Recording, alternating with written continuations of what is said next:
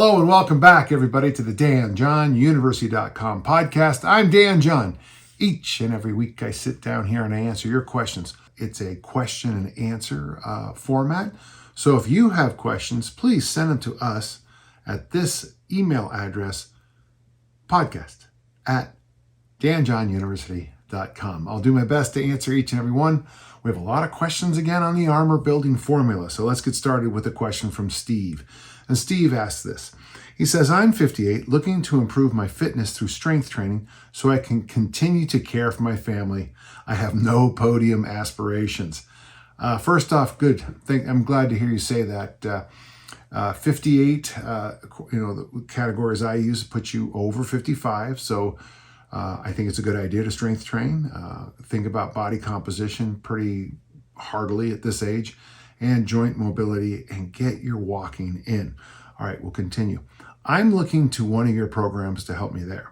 Would the armor building complex be too much? Should someone my age stick with easy strength? Any advice you can give me on the optimal workout that I can do 3 days a week for 30 to 40 minutes would be greatly appreciated. So, gentle listener, and those of you who feel like commenting, make sure you listen to that last part that Steve asked. He said 3 times a week for 30 to 40 minutes. So I have a lot of 5-day programs. Well, in fact, I think I've been going 7 days a week since 1965. I always stay active. And Steve, I hope you're staying active. There's more to life than just the weight room. But in 3 times a week, 30 to 40 minutes, I would say the armor building formula would work out really well. First off, you're going to cover practically everything with the armor building complex, and on the other days, you'll do the high rep presses. I would say the other 4 days a week, and I'd love if I could convince you to do something every day. If you can do mobility work, of course, at my gym, we use Original Strength, Tim Anderson's thing that really shaped my life in the last 15 years or so for my joint mobility work and just getting my gait pattern back after some surgeries. If you can do Original Strength, if you get some walking in, if you could do anything else, I'd really love to see you do that. In my perfect world for you, Steve, you would do the armor building complex as the armor building formula book tells you. Follow that with a 30+ minute walk. 2 days later, you do the high rep press. Followed that with a 30-minute walk. On the other days, you might roll out of bed in the morning, get a walk in, and while you're still, feeling pretty good from the walk, get your mobility work in. And it all just depends on your time and what you have. One of the things that I just really liked about what you said is to continue to care for your family. The nice thing about the armor building formula, and also you mentioned easy strength, but you said 3 days a week. I do have easy strength programs that are 3 days a week, but frankly, traditional programming might work better than easy strength 3 days a week.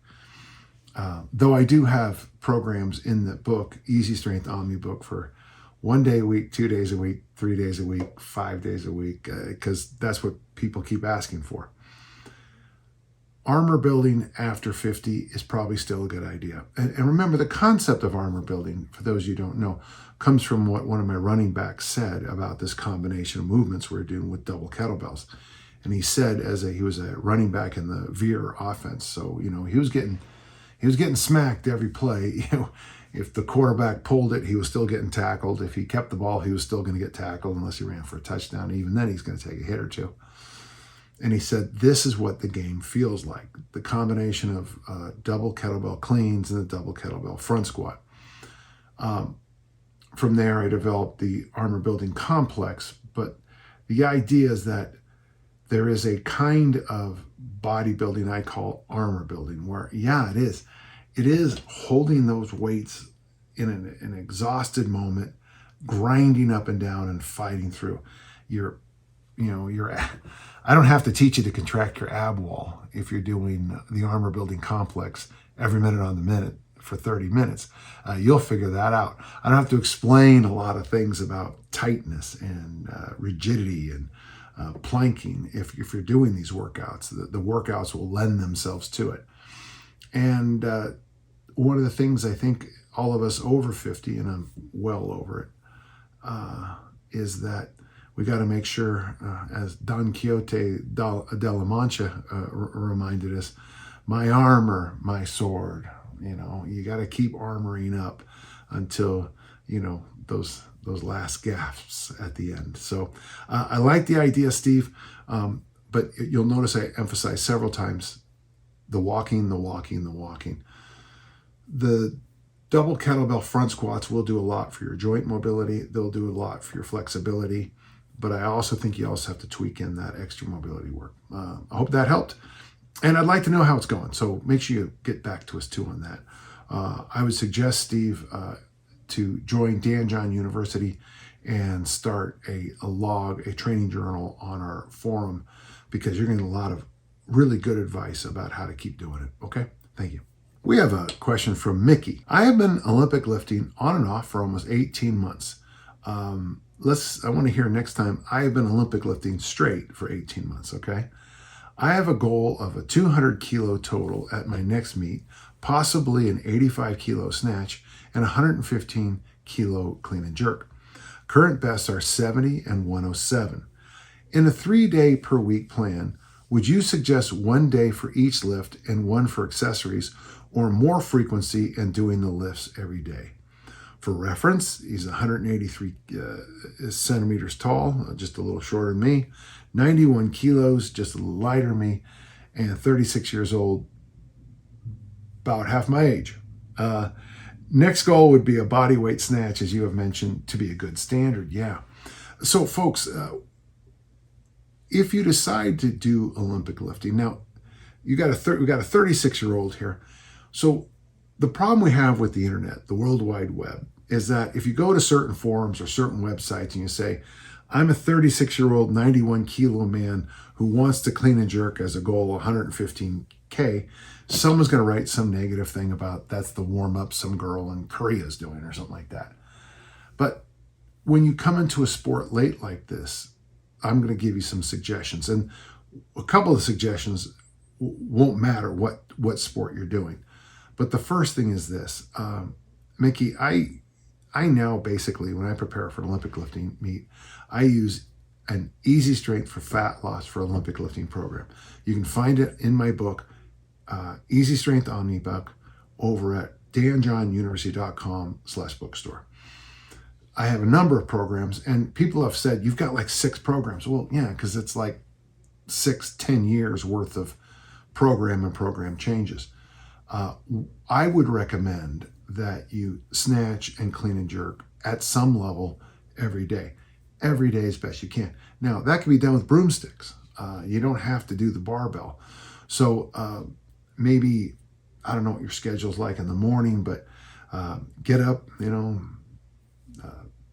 weigh yourself in, go somewhere in the house, grab your broomstick, and just spend a few minutes practicing the snatch and the clean and jerk with the broomstick.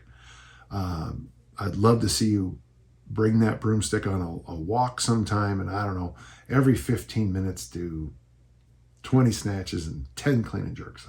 You look like you're crazy, but it would help your technique. 3 days a week, as you're doing, I would recommend you snatch, you clean and jerk, your front squat. If the front squat is too much, because that can happen, then just do snatch and clean and jerk. In one of my books online, you can get this book. This is a book available at Amazon. It's called The ABCs and Fs of Strength Training.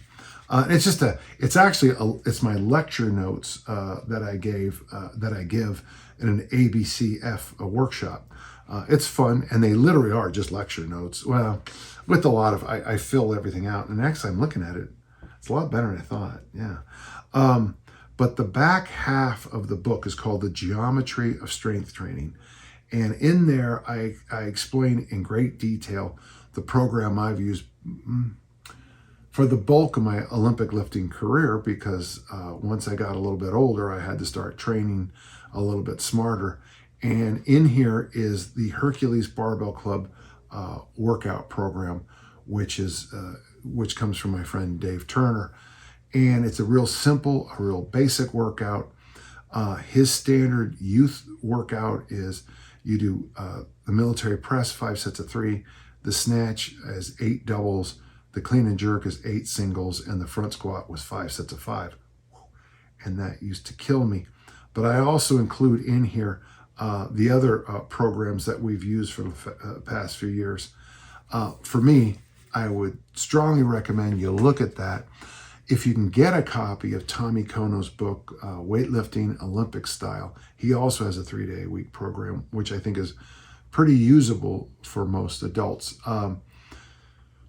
One thing I do like about Dave's program, and I steal it for easy strength, is you're doing 8 doubles in the snatch and 8 singles in the clean and jerk. As I got older, I slid that down to 5 doubles in the snatch, and then later it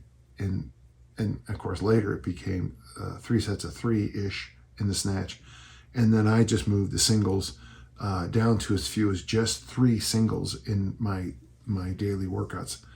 And people might say, well, that's not enough. Well, yeah, if you're not born to Olympic lift in a country that completely subsidizes Olympic lifting and you're 68 years old, there's a good chance you should train like this. Yes, I think you can get those goals, and I'd love to see a snatch body weight. My best years as a weightlifter were just a few years younger than you. I've been in my early 30s. Those are my biggest lifts. But you can still snatch body weight deep into your 50s. I want to say I snatched body weight once in my 60s. It had been the state meet in about 2017 or 18. But it's a great goal. And I tell you one thing: clean and pressing and snatching body weight, those 2 standards. I heard about them when I was like 14 or something like that, and I still think those are just 2 great standards to have. Had an interesting conversation on a walk today where one of my All-American thrower and I, she's moving into coaching now, and I said, why are those good standards? Well, she goes, well, and then she goes, well, because some of the athletes will figure out they'll have to lose some body fat to get to them. And I went, there you go. It's a great way to get your athletes to finally look at their body weight on the scale and realize that it's great to be big, but it's got to be the right kind of big. So I hope that helped. And Mickey, let me know how it goes. And I don't want to ever read from you, I have been Olympic lifting on and off for 18 months. Let's stick with it and see what you can do. We have a question from Steve. I'm 4 weeks post-op and progressing with mobility exercises. Have you had any experience with rehabbing a shoulder replacement in terms of strengthening the shoulder further down the line? Well, first off, and I can't emphasize this enough, gentle listeners, but I always worry about giving medical advice. I had a very good friend come home from a total shoulder replacement, and he died. There was some kind of complication, and he died alone. In his bed, and it still breaks my heart. I have another friend, a friend of the show. I'm not going to mention Lonnie's name, but Lonnie just had a total shoulder, and he did a real smart thing. He took his time. He started lifting as he did exactly what the PTs told him, the physios told him, and he did the exercises. He went walking. He nudged up the lift, and not long ago he was back doing singles with the total shoulder replacement with 28 kilos in the overhead press. I've had a lot of kind of serious surgeries, a fair number, and with my total hip replacements, which is close to what you have, though I would say the hip replacement is a lot easier recovery than a shoulder. The hip replacement it's the best replacement you can do, folks. I'm Dan John today. For me, I think I did a lot of smart things. I remember going to the PT twice a week, and they had all these exercises that I was so much, back in my mind, don't you know who I am? I'm stronger than this. But I stuck with the bands. I stuck with the side steps. I had to step on a small box, step off a small box, step on a small box, step off. Oh, if you're wired like me, there's nothing more dull than something like that. But I did it. I got my walking in, and I gave it time. And I think that's the number one thing. You want to make sure, and I would say this is also true about sports, you want to make sure your mobility and strength are working together. Now, the cliche for a long time, I've been using it, the yin-yang, but it's a good example here. So, I always tell discus throwers, we build you up like a circle. We teach you a basic technique. We teach you basic lifts. The next year, we might do a few, more aggressive technical issues and add some quicker lifts. And then as time goes over, we just keep trying to build up both sides of the circle at the same time. When it comes to rehabbing total joint replacements, I think you need to make sure. Now, your doctor will probably tell you that on the operating table, you had full range of motion in your shoulder. That's the weirdest thing, is that they'll tell you, oh yeah, we had your leg over here. Well, once you wake up and your nervous system starts firing again, it doesn't want that leg over there or that arm over there. So your mobility, your flexibility is probably pretty good, outside of the basic damage and the swelling and the inflammation, all that stuff. But what we want to do is you want to think of yourself as a circle. You're going to build up your mobility, flexibility. You're going to build up your strength. You're going to build up your mobility, flexibility. You're going to build up your strength. You want to make sure these things are happening together in kind of I love the phrase that my good friend Bill Witt used to use about a technical issue, that athletes will have a flat tire. When you're working with a high school boy who benches 400 and throws a discus 80 feet, you got a flat tire. You got Division I strength with terrible technique. And it actually would probably serve you better to get the kid out of the weight room and just throw until they kind of equate up. It also can happen on the other end. A kid, when I was young, it was very common. High school programs, they would have the boys throw the shot put, for example, a couple hundred times on Monday to, what they used to say, sweat the French fries out of them, but they never lifted. Well, 20 years after that, all the high school kids did was lift weights and didn't throw. The correct idea is to balance the throws with the lifts.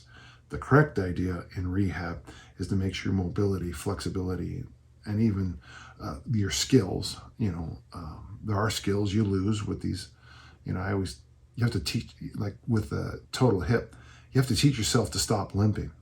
It sounds easy. You've been limping for 5 years. Limping is how you walk. But on the other side, you build up your strength and make sure that they work together, all right? And I think you'll be happy if you do that. For those of you who've had any kind of joint replacements and you can share anything with Steve, let me know down in the comments. I'll do my best to add what I can to your comments. But thank you, and I hope this goes well for you. One final thing, take your time. Take your time. Do what you're told to do. Take your ego, put it in your pocket for a couple of months, and take your time and get your rehab done, okay? Thank you. Good question. Ryan asked a question. I'm doing the armor building formula, and while not the perfect workout, it's pretty damn good. I agree. And pretty damn good is pretty good. I intend base my yearly training around this program. I intend to base my yearly training around this program. Assuming I continually make progress, right. At what point is strong enough with regards to kettlebell weights? Well, I'm nowhere near it. Some say someone got to the armor building form with a pair of beasts. I would think you wouldn't need to do anything else in life, assuming we aren't chasing powerlifting or marathons. Your thoughts? Yeah, that's actually a fun topic. It's every Saturday, Ryan, we have a financial group that meets. So we have an intentional community financial group. And when someone new comes in, the first thing we review for everybody is the word enough. So what's enough? And if you read my books, you'll find I pound enough to death, because for most of my listeners, and this is from meeting you guys at workshops, from the emails you kindly send me, from the what we read on the forums, what I read over in Reddit, what I see on the Dan John University forum, is for men, getting to 20 kilos for 30 rounds in 30 minutes is a pretty good effort. Now, of course, what's going to happen is if I say that, someone's going to come in and, they're going to try to,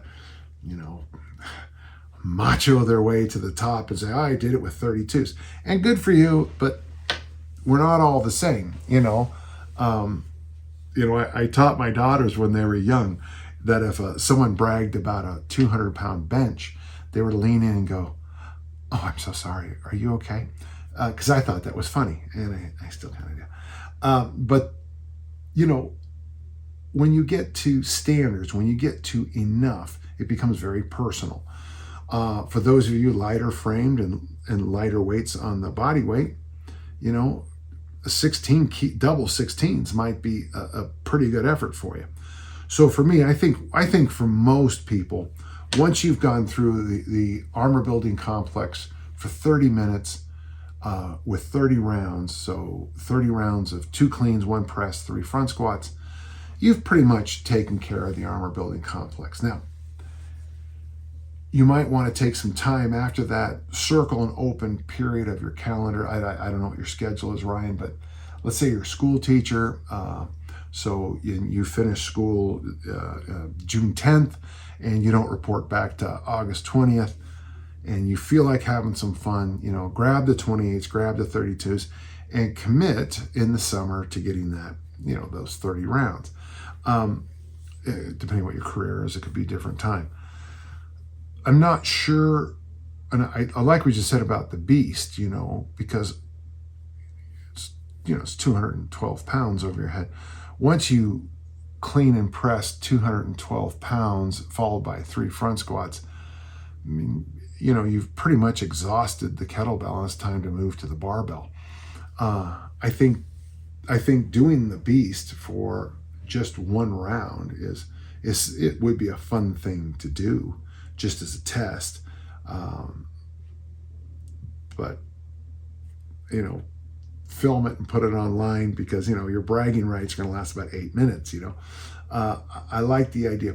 For women, from what I've seen, when I see women using the 16s, they look like they're in very good condition. Okay. I don't even know what to say anymore about noting other people's body types, but it is really obvious at the workshops I do that the 16s are a good load for most women. Most men, the 20s and the 24s are good loads. And all of a sudden, you're right though. Bottom line, end of the story. I'll shut up after this. Enough is enough is enough is enough. Donna Summers, thank you. One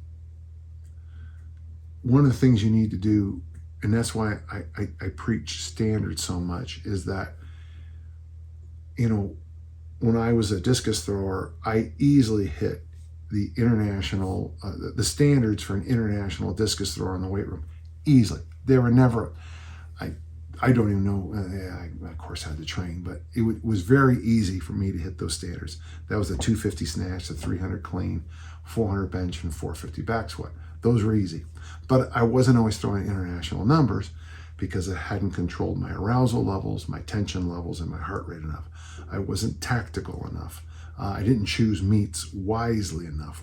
I kept throwing in snowstorms and getting frustrated because in Utah, if you want it to snow, you just have a track meet and you'll get plenty of weather. That's what standards do. That's why if I say 24s and then you email me back and say, well, I got the 24s, but I'm still 110 pounds over fat. Well, what? Okay, you can do the armor building complex until you're in the ground, but if you're not taking caloric intervention and maybe getting some walking in, you can't out armor building complex 2 bags of donuts. You just can't do it. So for those of you who are still listening, enough is enough. Figure that out for yourself. And once you get there, look around for the other factors in your training that needs a little bit of a tweak and improvement. Okay? Thank you. got a question from Rich. I got a brother named Rich. I'm 5'8" and over 40 years old. I have previously chased only relative strength without mass, but after retiring from my sport, I ran Jim Wendler's 531, increasing my body weight from 72 kilos to 82 kilos in about 10 months.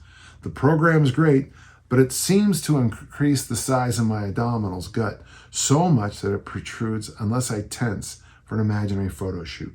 Not many people seem to discuss this byproduct. Yeah. My question is this. Do we just accept hypertrophy if necessary, if we want to get stronger as we age? Or could I slide back to easy strength, for which I had great success in the past, and still realistically chase pure strength without size to avoid developing or reverse this squatting gut?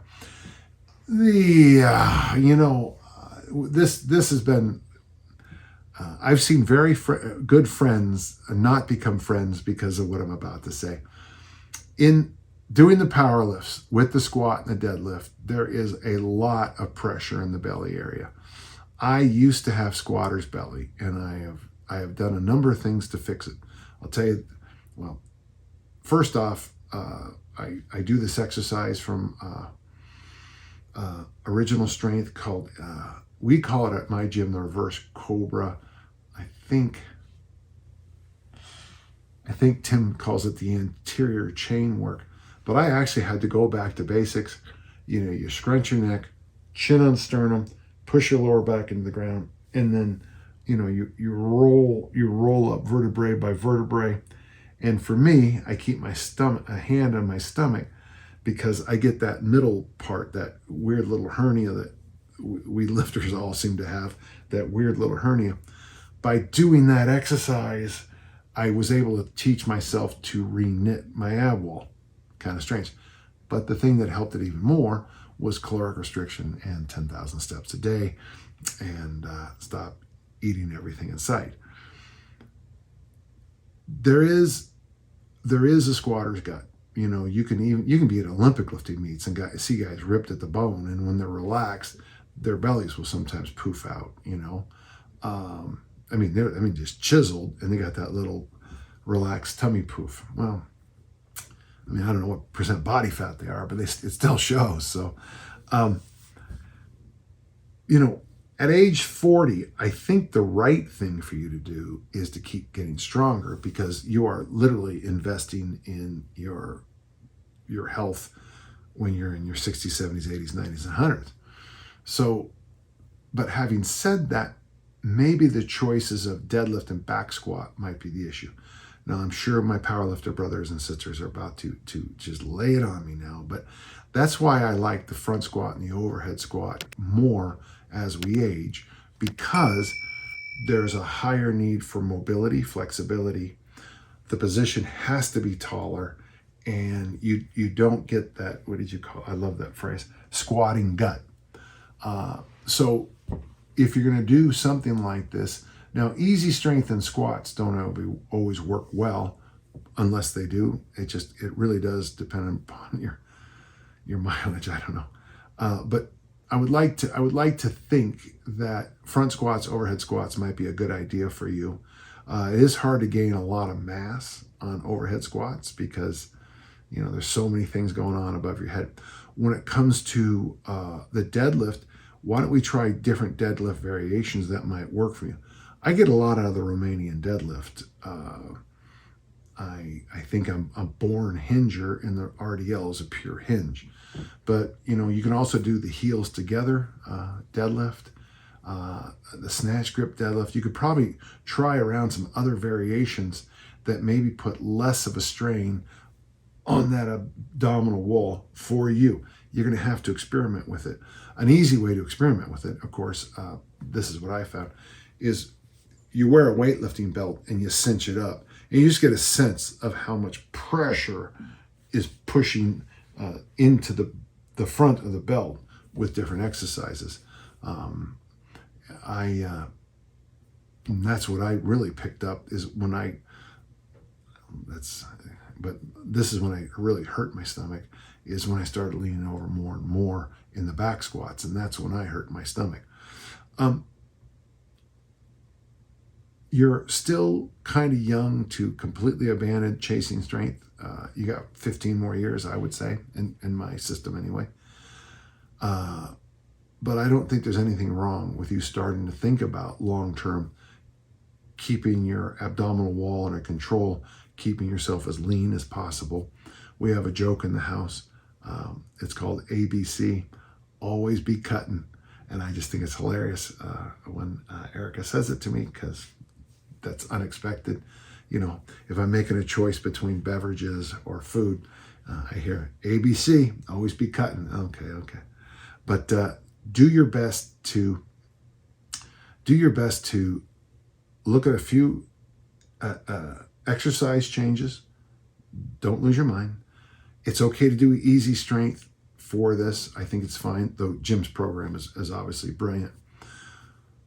And I would also look into getting yourself your body fat levels checked, and of course your blood test too, so that you can say, you know, I would like to have known what your body fat was at 72 kilos versus 82. It would be fascinating, because if that 10 kilo increase body weight was just fat, that's bad.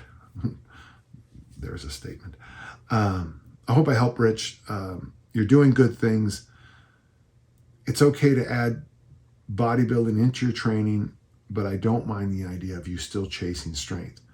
In the armor building formula book, I think I have a program that combines easy strength with the ABF, and that might be something you want to look at next too. Okay, thank you. We have a long question from Pear, but here we go. I've been following the ABF formula with great success since last summer. Good. This February, I caught a seasonal cold, thanks to the kids, ended up feeling under the weather on and off for about 2 months. So basically no training during that period. Unfortunately, I lost some of the strength and resilience I'd built up pretty quickly. Now I'm easing back into it. After about 6 weeks, I'm more or less back to where he left off. However, I've also noticed that besides reduced endurance and strength, my joints have felt more fragile, for lack of a better word. For example, I tweaked my knee during a push press, and it took a couple of days to recover, something that wouldn't have happened before. It seems like my whole body took a beating from the downtime.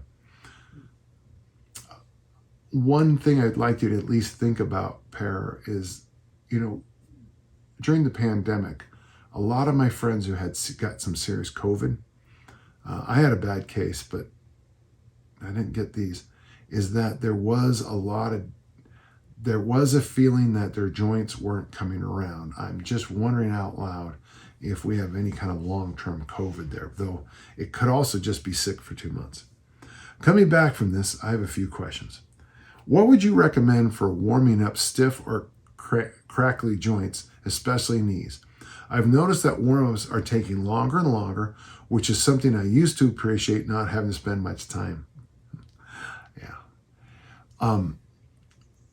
For me, it depends on what I'm doing for my warm-ups. I've always been able to lift and warm up while I'm moving, so I've been kind of lucky. I don't have to do a 20-minute, I don't have to go for a run and then do jumping jacks.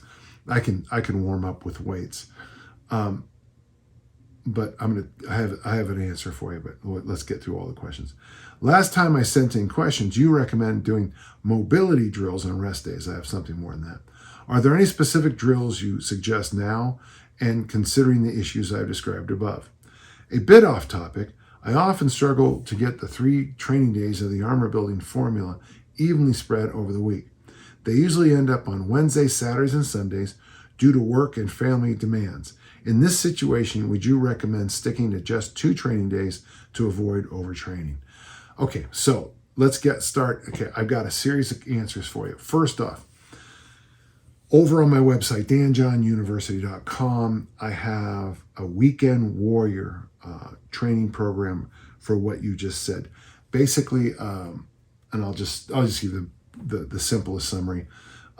You'll do the armor building complex on Saturday. You'll do the high rep presses on Sunday, and then on Wednesday, and I give you a little bit of options. You do something. Okay, you do something. Now, if you know kettlebells really well, you might, that Wednesday workout might be things you like, snatches, the rite of passage. You could do with a single bell, Turkish get-ups. I don't know, but look it up. It's from all the feedback and all the conversations I've had with the Weekend Warriors. danjohnuniversity.com. Okay, the second thing is every Thursday, of course, as everybody knows, is Tonic Thursday, and I spend the entire training session just doing original strength and then flexibility movements and some additional mobility movements. One thing I'd like you to think about is something we do in my gym. I mean, we take it seriously. It's kind of fun to watch it.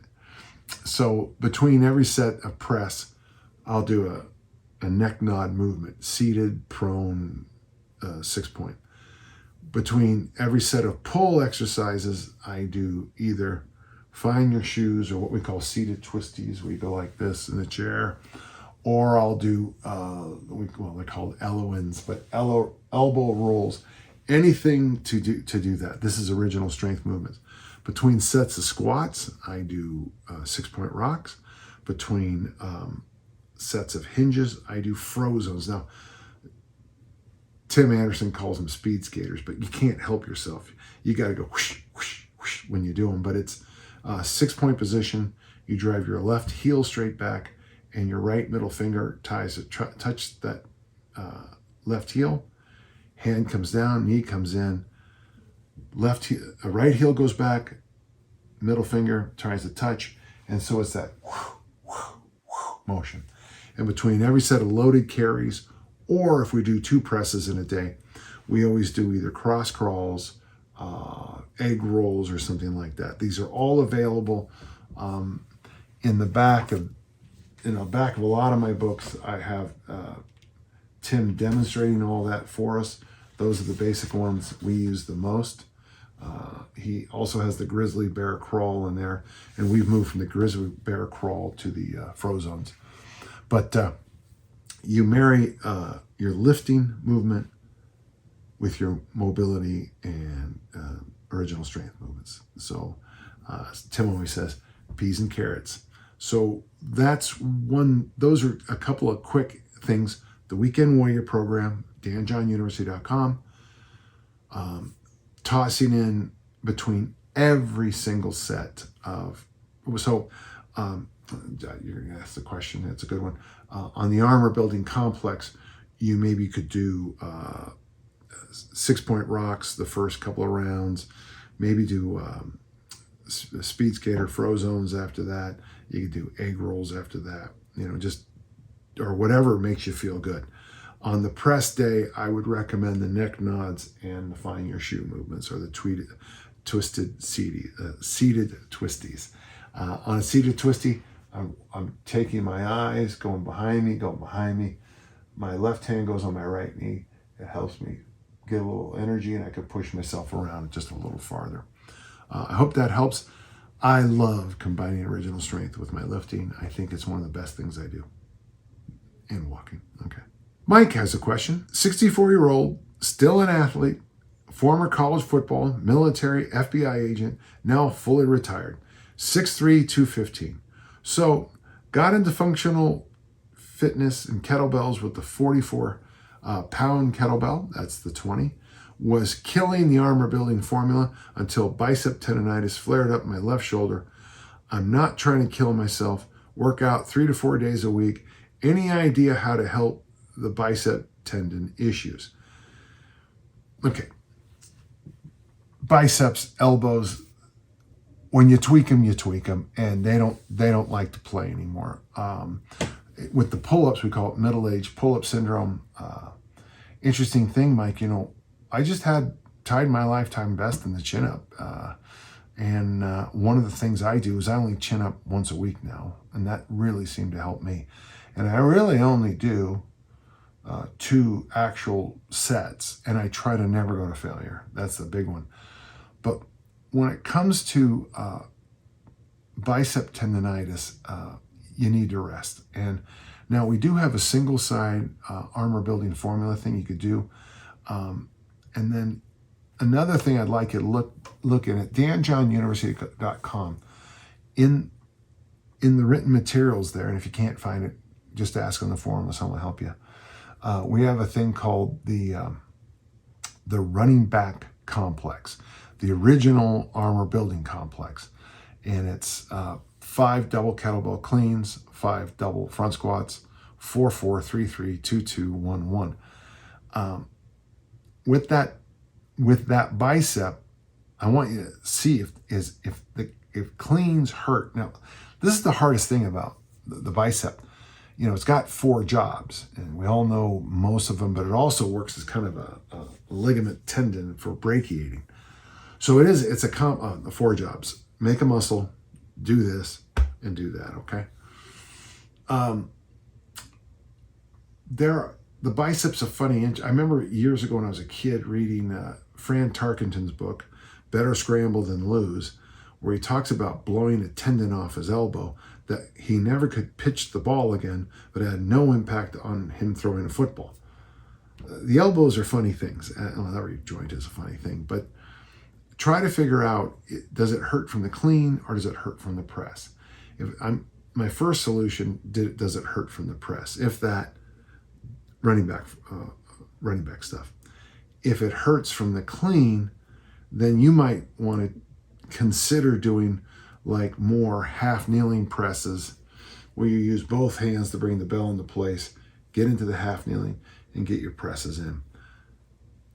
Biceps and elbows are funny things. They don't heal quickly. It's kind of like wrist and hand injuries. They just don't heal as fast as you think they should.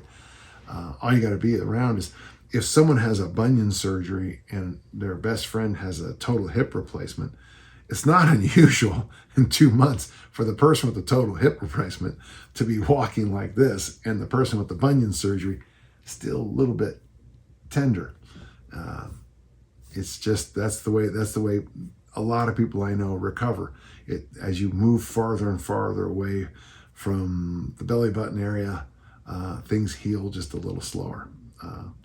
Gosh, I hope that helped, Mike. You're hurt. You got to take care of it.